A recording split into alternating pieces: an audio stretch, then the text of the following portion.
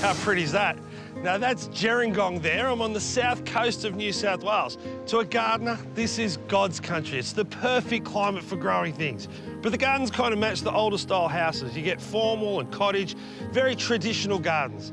But the one we're going to look at is completely different. All that's been pushed to the side, and you'd expect to see this in the far north tropics of Australia, or even in the humid parts of Asia.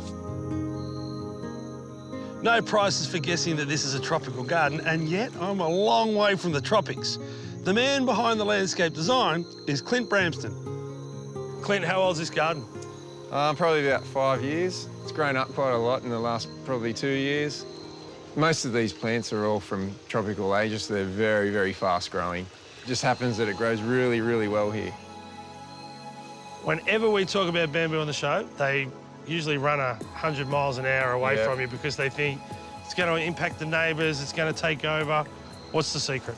The running stuff gives it a really bad name, but the clumping stuff, if you select the right species and you plant the right, thing in the right spot, then generally you'll never have any problem. It will never run.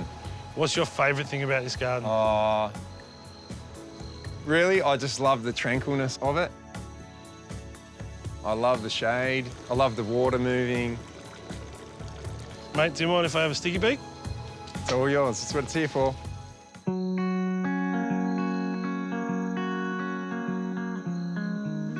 Now, there's about 30 different varieties of bamboo in this garden alone. And if you like the look of them, but you're still scared about which one's going to work at your place, here's a great entry-level version. It's called Chinese Dwarf.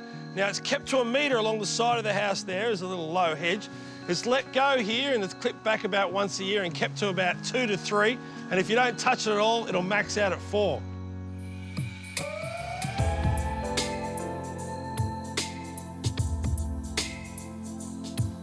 Pretty common scenario is you've got your dream home, but next door they do the knockdown rebuild and build the great big 2-storey mansion looking straight into your place.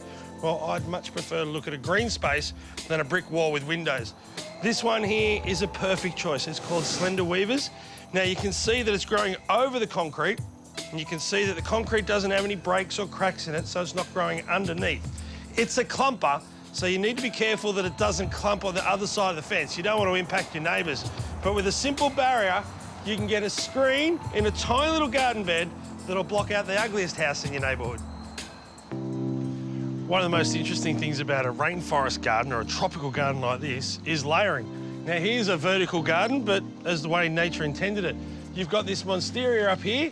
It grows by scaffolds, so it needs something to climb on, which is the bungalow palm. And then you've got these running bromeliads, so you've got layers growing up the trunk of the tree. Sitting here, I could be in any of about 30 countries through Asia. This is just clever garden design. You've got a beautiful pond planted around the edges. It's nice and safe, not too deep. The koi are loving it. Best thing about it, you've got that water spilling out of the wall and these bowls spilling one into the other. I'm about 20 metres away from a pretty busy road, and all I can hear is the serenity. This little garden's really cleverly designed, and it's not that hard to achieve at home.